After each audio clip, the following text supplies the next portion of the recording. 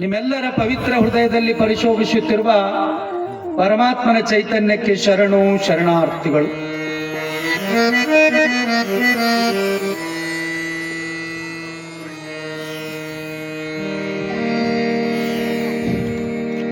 ಮಹಾತ್ಮರು, ಯೋಗಿಗಳು, ಜ್ಞಾನಿಗಳು ಹೇಳ್ಕೊಂಡು ಬರ್ತಾರೆ. ಅದರಲ್ಲಿ ನಿಜಗುಣ ಶಿವಯೋಗಿಗಳು ಆನಾರೆಂಬುದು ವಿಚಾರಿಸು ವಿಷಮ ಸಂಸಾರವಿದನು ಕನಸೆಂದರಿ. ನೀ ಎಲ್ಲಿಂದ ಬಂದಿದಿ, ಏನ್ ಮಾಡಾಕತ್ತಿದಿ, ಮುಂದೆ ಎಲ್ಲಿಗೆ ಹೋಗಬೇಕಾಗಿದೆ, ಇದನ್ನ ತಿಳ್ಕೊಳ್ಳೋ ಸಲುವಾಗಿ ಇಷ್ಟೆಲ್ಲ ನಡೆದಿದೆ. ಪುರಾಣ, ವೇದ, ಆಗಮ, ಶಾಸ್ತ್ರ.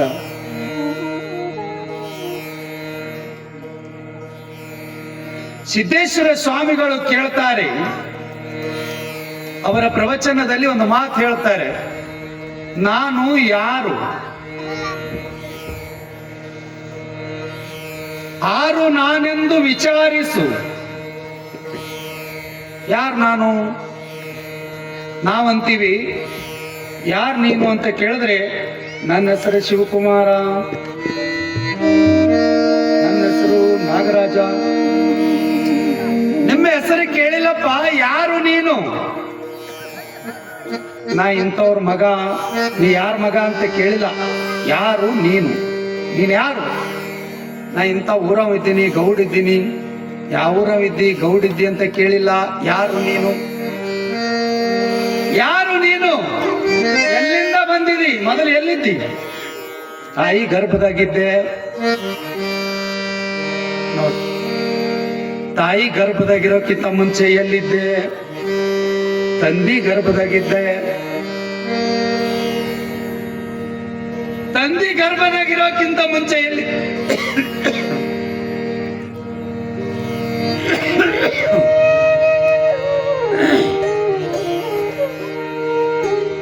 ತಂದಿ ಗರ್ಭದಾಗಿರೋಕ್ಕಿಂತ ಮುಂಚೆ ಎಲ್ಲಿದ್ದೆಪ್ಪ?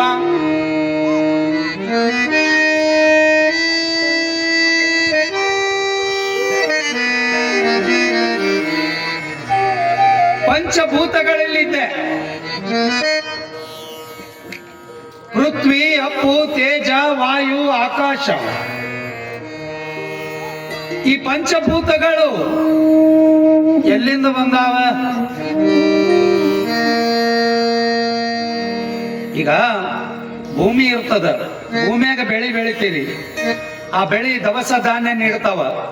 ಅದಕ್ಕೆ ನೀರು ಹಾಕಿ ಕುದಿಸಿ ಅಗ್ನಿ ಹಚ್ಚಿ ವಾಯುವಿನಿಂದ ಅಂದ್ರೆ ಗಾಳಿ ಹಾಕಿ ಅದಕ್ಕೆ ಒಲಿ ಹಚ್ಚಿ ಅಡಿಗೆ ಮಾಡಿ ಊಟ ಮಾಡಿದಂದ್ರೆ ವೀರ್ಯ ತಯಾರಾಗ್ತದೆ ಪಂಚಭೂತಗಳಿಂದ. ಅವು ಎಲ್ಲಿಂದ ಬಂದವ ಮೊದಲು? ಅದು ತಿಳ್ಕೋಬೇಕಲ್ಲ.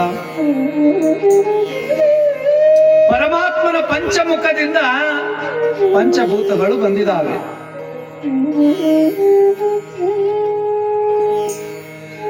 ಪರಮಾತ್ಮನ ಪಂಚಮುಖಗಳು ಯಾವುವು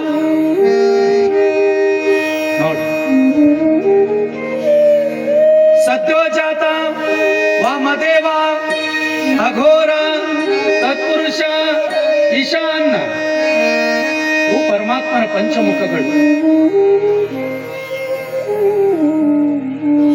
ಈ ಜೀವಾತ್ಮ ಎಲ್ಲಿಂದ ಬಂದದ ಅಂತ ಕೇಳಿದ್ರೆ ಪರಮಾತ್ಮನಿಂದ ಬಂದಿರತಕ್ಕಂತ ಜೀವಾತ್ಮ ಹೋಗಿ ಮತ್ತೆ ಪರಮಾತ್ಮನನ್ನೇ ಕೂಡಬೇಕು. ನೀವು ಎಲ್ಲಿಂದ ಬಂದಿರಿ? ನಮ್ಮ ಮನೆಯಲ್ಲಿಂದ ಬಂದೀವಿ. ಪುರಾಣ ಮುಗಿಯೋಣ ಮತ್ತೆ ಎಲ್ಲಿಗೆ ಹೋಗ್ತೀರಿ? ನಮ್ಮ ಮನೆಗೆ ಹೋಗ್ತೀವಿ ನೋಡಿ.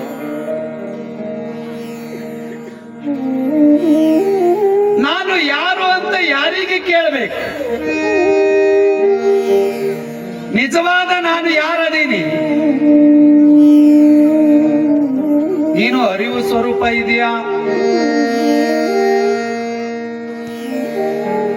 ಈಗ ಹಾದಿಗೊಂಟು ಹೋಗ್ತಿರ್ತೀರಿ, ನಿಮ್ ಬಜದ ಮ್ಯಾಲಿಂದ ಒಂದು ಟಾವಿಲು ಅಥವಾ ವಸ್ತ್ರನೋ ಬೀಳುತ್ತದೆ, ನೀವು ಹಾಗೆ ಹೋಗ್ತೀರಿ. ಆಗ ಒಬ್ಬ ಕೇಳ್ತಾನ, ಓ ಉಸ್ಕುಸ್, ಓ ಉಸ್ಕುಸ್ ಅಂತಾನ.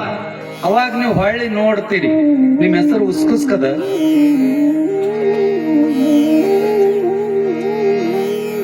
ಅವಾಗ ತಿರುಗಿ ನೋಡ್ತೀರಿ, ನಿಮ್ಮ ಟ್ರಾವೆಲ್ ವಸ್ತ್ರ ಕಾಣ್ತದೆ. ಓ ನಂದದ ಇದು ಅಂತೇಳಿ ಅವಾಗ ಅರಿವು ಸ್ವರೂಪ ಮೂಡ್ತದೆ. ನಿಜವಾದ ಸ್ವಸ್ವರೂಪನೇ ನೀನು, ಅರಿವ ಸ್ವರೂಪ ಇದೆಯಾ?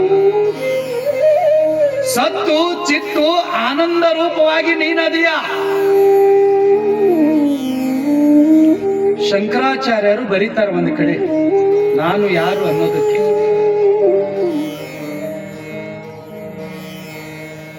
ಯವ್ವ, ಒಂದು ಕಡೆಗೆ ಹೆಣ್ಮಕ್ಳು ಕೂಡ್ಬೇಕು, ಜರ ಮುಂದಕ್ಕೆ ಬರ್ರಿ. ಯಾಕೆ ದೂರ ಕುಂತಿರ್ತೀರಿ? ಬರೀ ನಿಮ್ ತೆಲಿನೇ ಕಾಣ್ತಾವ, ನಿಮ್ ಮುಖ ಕಾಣ್ಬೇಕಲ್ಲ. ಜರ ಮುಂದಕ್ಕೆ ಬರ್ರಿ. ಒಂದ್ ಕಡೆಗೆ ಹೆಣ್ಮಕ್ಳು ಕೂಡ್ಲಿ, ಒಂದ್ ಕಡೆ ಗಂಡ್ಸ್ ಮಕ್ಳು ಕೂಡ್ರಿ. ಚಂದ. ಯಾಕೋ ವರ್ಷಿಗೆ ಕರೆಕ್ಟ್ ಮಾಡ್ತಿದ್ರಿ, ವರ್ಷ ಯಾಕೋ ಜಾಗ ಬದಲಿ ಆಗಿದೆ, ವಾಸ್ತು ಆಗಿಲ್ಲ. ಸ್ವಲ್ಪ ಮುಂದಕ್ಕೆ ಬರ್ರಿ, ಜರ ಮುಂದಕ್ಕೆ ಬಂದಂಗ ಮಾಡ್ರಿ. ಬರ್ರಿ, ನೀವೆಂದು ಮುಂದಕ್ಕೆ ಬರಕ್ ಬರ್ರಿ, ಮುಂದೆ ಬರ್ರಿ.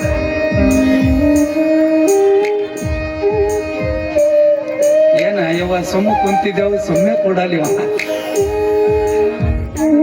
ಜರ ಕಾಲ್ನ ಹಿಡ್ದಿರ್ತಾವ, ಕೂಡ್ರಿ. ಒಂದ್ ಕಡೆಗೆ ಗಣಸ್ ಮಕ್ಕಳು, ಈ ಕಡೆ ಕೂಡ್ರಪ್ಪ, ಈ ಕಡೆ ಕೂಡ ಸರಿ.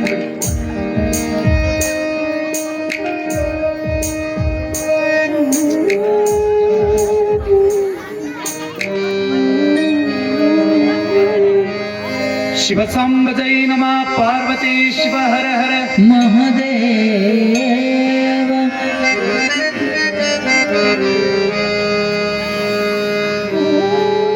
ಏನ್ ಹೇಳಕತ್ತಿದ್ರಿ?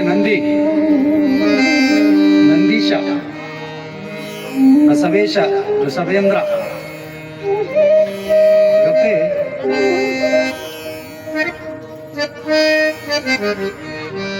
ಶಂಕರಾಚಾರ್ಯರು ಬರೀತಾರೆ ಒಂದು ಕಡೆ, ನಾನು ಯಾರು ಅನ್ನೋದಕ್ಕೆ. ಮನೋಬುದ್ಧಿ ಅಹಂಕಾರ ಚಿತ್ತ ನೀನಾಹಂ ನ ಚ ಶ್ರೋತ್ರ ಜಿಹ್ವೆ ನ ಚ ಘ್ರಾಣ ನೇತ್ರೆ. ಮನಸ್ಸು ನೀನಲ್ಲ, ಬುದ್ಧಿ ನೀನಲ್ಲ, ಚಿತ್ತ ನೀನಲ್ಲ. ನೋಡ್ರಿ,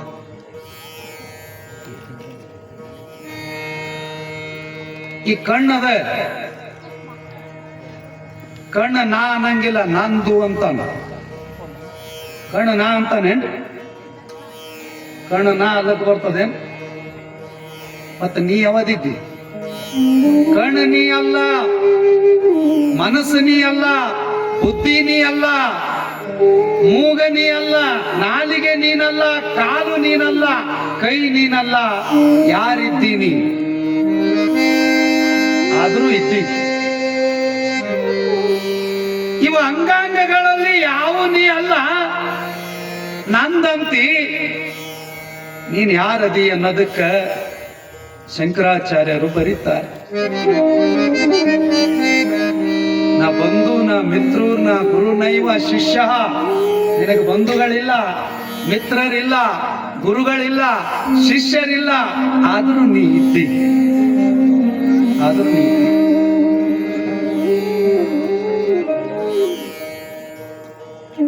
ನೀನ್ ಯಾರದಿಯ ಅನ್ನೋದಕ್ಕೆ ಶಂಕರಾಚಾರ್ಯರು ಬಹಳ ಚಂದ ಬರೆದಿದ್ದಾರೆ. ಚಿದಾನಂದ ರೂಪ ಶಿವೋಹಂ ಶಿವೋಹಂ. ಸಚ್ಚಿದಾನಂದ ರೂಪ ನೀನದಿಯ. ಸತ್ತು ಚಿತ್ತು ಆನಂದ ರೂಪದಲ್ಲಿ ನೀನದಿಯ ಅಂತ ಶಂಕರಾಚಾರ್ಯರು ಬರೀತಾರೆ.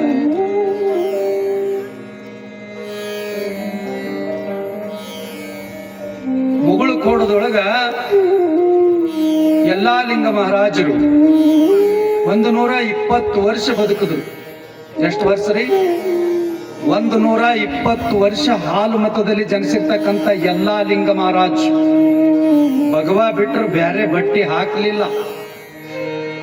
ಕೈಯೊಳಗೆ ಯಾವಾಗಲೂ ರುದ್ರಾಕ್ಷಿ ಮಾಲೆ, 7 ಕೋಟಿ ಜಪ ಮಾಡಿ ನೋಡ್ರಿ ಕೊಟ್ಟಿರ್ತಕ್ಕಂಥ ಅಂಗಾರ ಭಕ್ತರ ಬಾಳಿಗೆ ಆಗಿದೆ. ಅದುವೇ ಅಂಗಾರ. ಅಲ್ಲಿ ಒಬ್ಬವ ಕಾಲಿಲ್ಲಾರ್ದ ವ್ಯಕ್ತಿ ಬರ್ತಾನೆ. ಎರಡೂ ಕಾಲಿಲ್ಲ, ಮುಗುಳು ಕೋಡಕ್ಕೆ ಬಂದು ತೆಂಗಿನಕಾಯಿ ಒಡೆಯಲಿ ಕುಂತು 12 ವರ್ಷ ತೆಂಗಿನಕಾಯಿ ಹೊಡಿತಾನೆ. ಎಷ್ಟು ವರ್ಷ? 12 ವರ್ಷ. ನಾನು ಯಾರು ಅಂತ ಯಾರಿಗೆ ಕೇಳಬೇಕಂತ ಕೇಳಿದ್ರೆ, ನಮ್ಮ ಸ್ವರೂಪವನ್ನ ಸಾಕ್ಷಾತ್ಕಾರ ಮಾಡ್ತಕ್ಕಂಥ ಸದ್ಗುರುನಾಥನಿಗೆ ನಾನು ಯಾರಂದಾಗ ನಿನ್ನ ಸ್ವರೂಪ ಅವ ಹೇಳ್ತಾನೆ. ಇಲ್ಲಿ ಎರಡೂ ಕಾಲಿಲ್ಲ, ನಡೆಯಕ್ಕಾಗಲ್ಲ, ಹುಟ್ಟಿದ ಊರಿನ ಹೆಸರು ಹೇಳಿಲ್ಲ, ತಂದೆ ತಾಯಿ ಹೆಸರು ಹೇಳಿಲ್ಲ, ಬಂದು ತೆಂಗು ಹೊಡ್ಕೊಂತ ಕುಂತಾನ. ತೆಂಗಿನಕಾಯಿ 3 ಲೋಕದಲ್ಲಿ ಶಿವ ಕಳುಹಿದನು 3 ಕಣ್ಣಿನ ತೆಂಗಿನಕಾಯಿ. ಕಾಯಿ ಅಂದ್ರೆ ಯಾಕೆ ಕಾಯಿ ಹೊಡಿಬೇಕಂದ್ರೆ, ನಮ್ಮ ಭಾರವಾಗಿರ್ತಕ್ಕಂಥ ತೆಂಗಿನಕಾಯಿ ಹೊಡೆದೇವಂತ ಕೇಳಿದ್ರೆ, ನಮಗೆ ನೀ ಸದಾ ನಮ್ಮ ಬಾಳಿನೊಳಗೆ ನೀ ಕಾಯ್ಬೇಕಪ್ಪ ಗುರುದೇವ. ಈ ಕಾಯವನ್ನ ತನುವನ್ನ ಗುರುವಿಗೆ ಹೆಂಗ್ ಒಪ್ಪಿಸ್ತೀವಿ, ಆ ಕಾಯಿನೂ ಕೂಡ ಪರಮಾತ್ಮನಿಗಾಗಿ ಅರ್ಪಣೆ ಮಾಡಬೇಕು. ಎಷ್ಟು ಪವಿತ್ರ ಇರ್ತಾವ ನೋಡ್ರಿ ತೆಂಗಿನಕಾಯಿ ಒಳಗ ನೀರ. ಯಾರು ಮುಟ್ಲಾರ್ದ ನೀರ್ ಯಾವಂದ್ರೆ ತೆಂಗಿನ ನೀರೇ. ಮಡಿ ನೀರಂದ್ರ ತೆಂಗಿನ ನೀರೇ. ಪುಟ್ಟರಾಜ ಅಜ್ಜವರು ಬಾವಿ ನೀರಿಲೆ ಈ ಪುರಾಣ ಅವರೇ ಬರೆದಿದ್ದಾರೆ. ವಿಶ್ವಕರ್ಮ ಮನೆತನದ ವರದಾನೇಶ್ವರಿಯ ದಾನಮ್ಮ ದೇವಿಯ ಪುರಾಣ ಪುಟ್ಟರಾಜ ಅಜ್ಜವರು ಬಾಮಿನಿ ಷಟ್ಪದಿ ಒಳಗೆ ಬರೆದಿದ್ದಾರೆ. ಬಾಂಬೆಗೆ ಹೋಗಿದ್ರಂತೆ. ಬಾಂಬೆಗೆ ಹೋಗ್ಯಾರ, ಯಾರ ಮನ್ಯಾಗನು ಬಾವಿ ಇಲ್ಲ. ಬಾವಿ ನೀರಿದ್ರೆ ಅವ್ರು ಪೂಜಾ ಮಾಡೋರು. ಎಲ್ಲರಲ್ಲಿ ಬೋರ್ವೆಲ್ ಅದಾವ. 10 ಕಿಲೋಮೀಟರ್ ನಮ್ಮ ಗುರುಬಂಧುಗಳು ಎಲ್ಲ ಶಿಷ್ಯರು ಸಾಧಕರು 10 ಕಿಲೋಮೀಟರ್ ತನ ಹುಡುಕ್ಯಾಡ್ರ ಬಾವಿನೇ ಸಿಕ್ಕಿಲ್ಲ. ಅಜ್ಜವ್ರ ಅಂದ್ರಂತ, ಪೂಜಾ ಮಾಡೋತನ ಬಾಯಾಗ ನೀರ್ ಹಾಕಂಗಿಲ್ಲ, ಬಾವಿ ಒಣಗಲ್ಗತ್ತದ ನನ್ನ ಬಾಯಿ, ಪೂಜಾಕ್ ತಯಾರು ಮಾಡ್ರಿಪ್ಪ. 97 ವರ್ಷ ಹೆಣ್ಮಕ್ಳಿಂದ ಊಟ ಮಾಡ್ಲಿಲ್ಲ. ಬರೇ ಗಂಡು ಹುಡುಗರೇ ಅಡಿಗೆ ಮಾಡಿ ಹಾಕಿದ. ಪುಣ್ಯಾತ್ಮರಿ, ಬಾವಿ ನೀರ್ ಸಿಗ್ಲಿಲ್ಲ.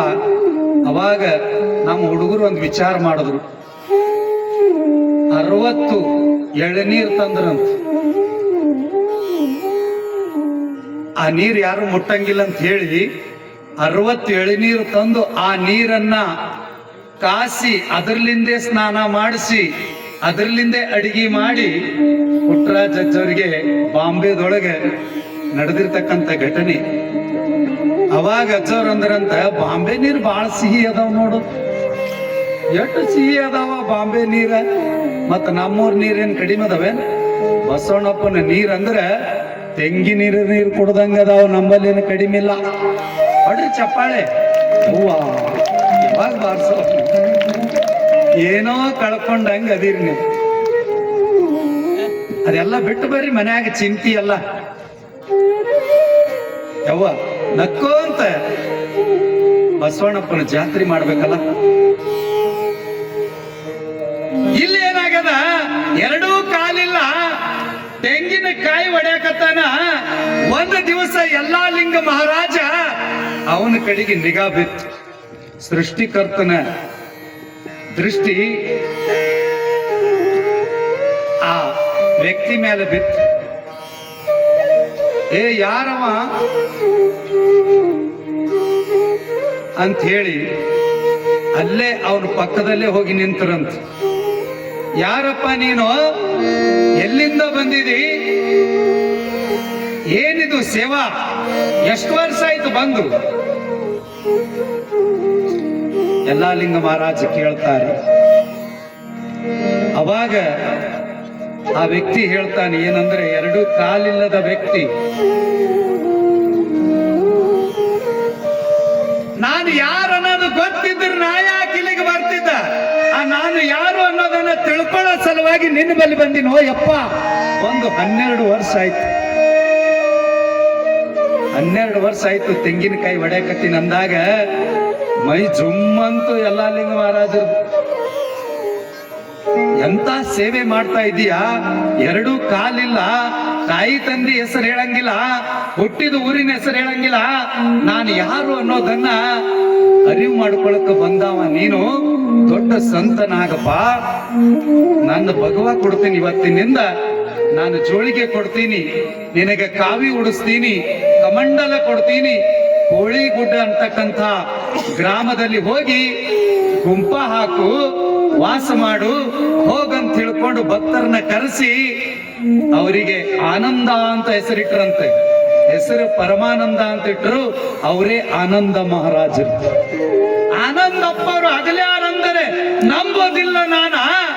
ಶರಣರಿಗೆ ಮರಣ ಬರ್ತಾ ಇತ್ತು ಅಂದ್ರ ನಗುತ್ತಾ ಇತ್ತು ನನ್ನ ಮನ. 7 ಕೋಟಿ ಜಪ ಮಾಡಿರ್ತಕ್ಕಂಥ ಶಿವಯೋಗಿ ಎಲ್ಲಾ ಲಿಂಗ ಮಹಾರಾಜರಿಗೆ ಯಾರು ನಾನಂತ ಕೇಳಕ ಬಂದ್ರು. ಇದನ್ನ ವಿಷಯ ಯಾಕೆ ತಗೊಂಡಿರಿ ಅಂತ ನೀವು ಕೇಳಬಹುದು. ಗುಡ್ಡಾಪುರ ದಾನಮ್ಮ ದೇವಿಯ ಪುರಾಣದೊಳಗ ಇದ್ಯಾಕೆ ವಿಷಯ ಹೇಳಕತ್ತೀರಿ ಅಂತ ಕೇಳಿದ್ರೆ, ವರದಾನೇಶ್ವರಿ ಲಿಂಗಮ್ಮ ಅಂತ ಮೂಲ ನಾಮ ಇಟ್ಟುಕೊಂಡಿದ್ದಾಳೆ. ಆ ಲಿಂಗಮ್ಮ ಗುರುಶಾಂತ ವೀರರನ್ನ ಕೇಳ್ತಾಳೆ. ಈ ಮಾನವ ಜನ್ಮ ಯಾಕೆ ಹುಟ್ಟಿ ಬಂದದ, ಏನು ಮಾಡಬೇಕು, ನಾವು ಯಾರು ಅದೀವಿ ಅಂತ ಗುರುಗಳನ್ನೇ ಕೇಳಬೇಕು. ಅಂತಿಂತ ಗುರುಗಳು ಕೇಳಬಾರ್ದು. ಸಮರ್ಥನಾಗಿರ್ತಕ್ಕಂಥ ಸದ್ಗುರುನಾಥಗ ಕೇಳಿದ್ರೆ ನಮಗ ಹಾದಿ ಸಿಗ್ತದ, ಹಾದಿ ಸಿಗ್ತದ. ಒಬ್ಬವ ಹುಟ್ಟಿದ 8 ವರ್ಷ ಹೊಟ್ಟೆ ಮಾತಾಡಿದ್ದಿಲ್ಲಂತ. 8 ವರ್ಷ ರೀ, 8 ವರ್ಷ ಹೊಟ್ಟೆ ಮಾತಾಡಿದ್ದಿಲ್ಲ. ಮೂಕಿದ್ರ ಆ ಆ ಅಲ್ಲಿ ಮೂಕಿಲ್ಲ, ಆದ್ರೂ ಮಾತಾಡಿಲ್ಲ. ತಾಯಿ ತಂದೆಗೆ ಚಿಂತೆ ಆಗಿಬಿಡ್ತು. ಮೂಕುಗೆ ಯಾರ ಹೆಣ್ಣು ಕೊಡ್ತಾರೆ ಮಣಿಕರು? ಮೂಕುಗ ಕುರುಡ್ರಿಗೆ ಕುಂಟ್ರಿಗೆ ಹೆಣ್ಣು ಕೊಡ್ಬೇಕಾದ್ರೆ ವಿಚಾರ ಮಾಡ್ತಾರೆ. ಆಗಿನವ್ರು ಅದು ವಿಚಾರ ಮಾಡ್ತಿದ್ದಿಲ್ಲ. ಅವ್ರ ಗುಣಗಳು ನೋಡಿ, ಪಂಚಾಂಗದಾಗ ಗುಣಗಳು ನೋಡಿ ಹೆಣ್ಣು ಕೊಡ್ತಿದ್ರು. ಗುಣ ನೋಡಿ ಹೆಣ್ಣು ಕೊಡು ನೋಡು. ಅವ ಮೂಕದನಂತನೂ ಗೊತ್ತಿಲ್ಲ, ಹೊಟ್ಟೆ 8 ವರ್ಷ ಮಾತಾಡಿಲ್ಲ. ಏನ್ ಮಾಡ್ಬೇಕಂತ ಚಿಂತೆ ಆಯ್ತು. ಯಾರೋ ಒಬ್ರು ಹೇಳಿದ್ರಂತ, ಹುಬ್ಬಳ್ಳಿ ಸಿದ್ಧಾರೂಢರ ಬಳಿ ಕರ್ಕೊಂಡು ಹೋಗ್ರಿ, ಆ ಗುರುವಿನ ಆಶೀರ್ವಾದ ನಿಮ್ ಮಗನಿಗೆ ಆಗಲಿ ಅಂತಂದಾಗ ಕರ್ಕೊಂಡು ಹೋದ್ರಂತ. ಹುಬ್ಬಳ್ಳಿ ಸಿದ್ಧಾರೂಢರಲ್ಲಿ ಹತ್ರ ಹೋದಾಗ, ಯಪ್ಪ ನಮ್ಮ ಮಗ ಹುಟ್ಟಿ 8 ವರ್ಷ ಆಯ್ತು, ಹೊಟ್ಟೆ ಮಾತಾಡಿಲ್ಲ, ಮೂಕದನ ಅಂತಂದ್ರೆ ಅವನು ಏನೂ ಅನ್ನಂಗಿಲ್ಲ. ನೀರ್ ಬೇಕಾದ್ರೆ ನೀರ್ ಕುಡಿತಾನ, ಊಟ ಬೇಕಾದ್ರೆ ಊಟ ಮಾಡ್ತಾನ, ಹೊಟ್ಟೆ ಬಾಯಿಲೆ ಮಾತಾಡಂಗಿಲ್ಲ ಅಂದಾಗ ಸಿದ್ಧಾರೂಢರು ಕೇಳದ್ರಂತ, ಯಾಕೋ ತಮ್ಮ, ಯಾಕೋ ಮಾತಾಡಿಲ್ಲ? ಭಗವಂತ ನಿನಗ ಮಾತು ಕೊಟ್ಟನ, ಯಾಕೆ ಮಾತಾಡಲಾಗಿದಿ? ಸಿದ್ಧಾರೂಢರು ಕೇಳ್ತಾರೆ, ಯಾಕೋ ತಮ್ಮ, ಯಾಕೆ ಮಾತಾಡಲಾಗಿದೀಯಾ? ಅವಾಗ ಆ ಹುಡುಗ ಅಲ್ಲಿ ಮಾತಾಡ್ತಾನ ನೋಡ್ರಿ. 8 ವರ್ಷ ಆದ ಬಳಿಕ, ನನಗ ಮನುಷ್ಯರ ಪೈಕಿದಾಗ ಯಾರೋ ಕಂಡಿಲ್ಲ, ನೀನೇ ಜರ ಮನುಷ್ಯರಂಗ್ ಕಾಣಕತ್ತಿದ್ದಿ, ನೀನು ಕೂಡ ಮಾತಾಡ್ತೀನಿ ಅಂದನಂತ 8 ವರ್ಷದ ಮ್ಯಾಲ. ನನಗ ಮನುಷ್ಯರಪ್ಪನೇ ಯಾರು ಕಂಡಿಲ್ಲ, ಎಲ್ಲ ಮೃಗಗಳದಾವ್. ಇವ್ರ ಮಾತು ಸರಿ ಇಲ್ಲ, ಇವ್ರ ಮನಸ್ಸು ಸರಿ ಇಲ್ಲ, ಇವ್ರ ನಡವಳಿಕೆ ಸರಿ ಇಲ್ಲ, ಇವ್ರಿಗೆ ಆಚಾರ ಇಲ್ಲ, ಇವ್ರಿಗೆ ವಿಚಾರ ಇಲ್ಲ, ಇವ್ರು ಕೂಡ ಮಾತಾಡ್ಲೇನು?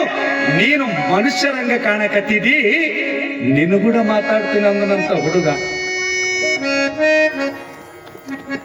ಅವಾಗ ಸಿದ್ಧಾರೂಢರಂದ್ರಂತ, ಇನ್ನು ಮುಂದೆ ನಿನಗೆ ಆಶೀರ್ವಾದ ಮಾಡ್ತೀನಿ, ಇನ್ನು ಮುಂದೆ ಎಲ್ಲರೊಡನೆ ಬೆರೆತು ಆನಂದವಾಗಿರುವಪ್ಪ ಅಂತ ಹೇಳಿ ಕರುಣಿಸಿ ಕಳಿಸಿದರಂತ ಪುಣ್ಯಾತ್ಮರೇ.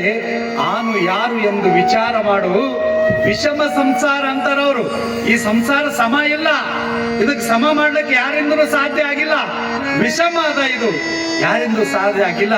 ಪ್ರಪಂಚ ಎಲ್ಲ ದುಃಖ ಕೊಡ್ತದೆ, ನಿನಗೆ ಆನಂದ ಕೊಡೋದು ಯಾವಾದಂದ್ರೆ ನಿನ್ನ ಸ್ವಸ್ವರೂಪವನ್ನ ಗುರುತು ಮಾಡ್ತಕ್ಕಂಥ ಸದ್ಗುರುನಾಥನಿಂದ ಆಶೀರ್ವಾದ ತಗೊಂಡಿ ಅಂತಂದ್ರೆ ನಿನಗೆ ಆನಂದ ಸಿಗ್ತದೆ. ಪರಮಾನಂದ ಪರಮ ಸುಖವನ್ನ ಮೋಕ್ಷ ಪದವಿಯನ್ನ ಹೊಂದುತ್ತೀಯಾ ಅಂತ ಹೇಳ್ತಾ